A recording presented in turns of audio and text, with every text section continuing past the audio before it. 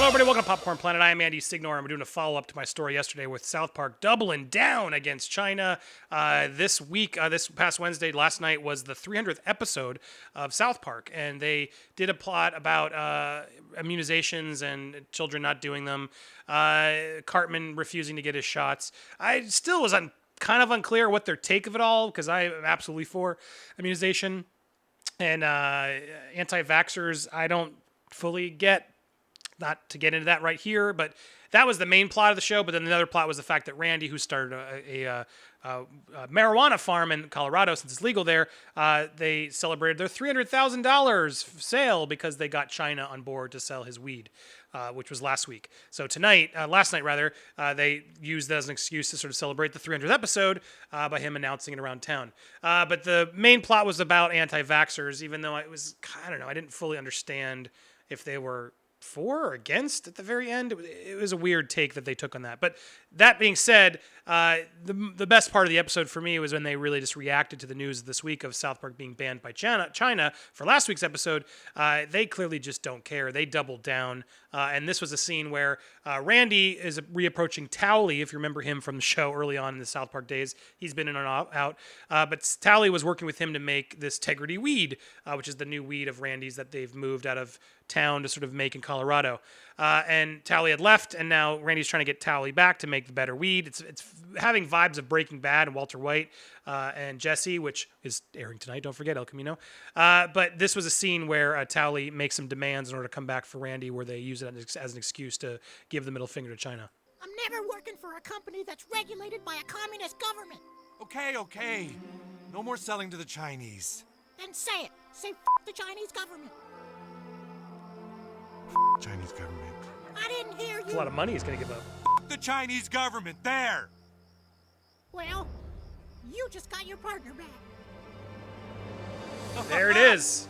Matt and Trey taking a hard line against China, telling them to go basically F themselves, that they will not work under such conditions. So good on them, man. I got to give them a round of applause, because this is something that's rare in Hollywood right now, and it's an issue that we got to start paying more attention. I've started paying more attention to it. It would seem like sort of like, oh, who cares that Transformers move into China to do the last act of their movie to please Chinese audiences? Yeah, sure, let's have Chinese audiences enjoy it too. But now it's getting to the fact where all movies are not being made, in big movies especially, if they can't be sold in China. And then they have to follow the rules of China. And that's odd. Either make the movie for China or make the movie for here and everybody else. But this new need to sort of get more money is a weird and dangerous place that we all need to pay better attention to. So I'm happy to see South Park staking a flag here in their older age, where they have so much money, not only just from South Park, for Book of Mormon was like an ATM machine that just prints money every year for them. So they just are rich beyond belief.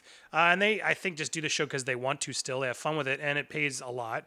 The syndication, et cetera. It's just, why would you turn that check down if you still have stories you can tell? And they employ a lot of people, so I'm sure that's part of their reason for keeping it around too. But they're excited about doing more content, as I've talked about previously. They got some original films on deck. I cannot wait to see. I think they're on a resurgence, because there was a little dip there where I feel like people just sort of paid less attention to them, but I'm happy to see them coming out strong and reminding everybody that they are creative geniuses. They're so funny, and good on them for hitting China again as hard as they did. They aren't backing down to get that money. They aren't letting Viacom, Comedy Central, they sort of make them make apologies. They're instead telling them to go F themselves, and that's ballsy as it gets. So I support Matt and Trey. I love it. You guys should too. Leave some comments down below. Did you like last night's 300th episode? Did you get the anti-vaxxer plot? Clearly they're against not vaccinating, but there was that ending was strange with Randy's mom, with Cartman's mom. I have my own suspicions, but I don't want to spoil. Go watch the episode; it's fun. If you did watch, let's talk about it down in the comments below, or hit me up on social media at Andy Signor. Thank you so much for watching. We'll be back live tonight, 9 p.m. for our live stream, and don't forget El Camino premieres tonight at midnight on Netflix. I'll be reporting on that tomorrow with a review. Thanks everybody. Talk soon.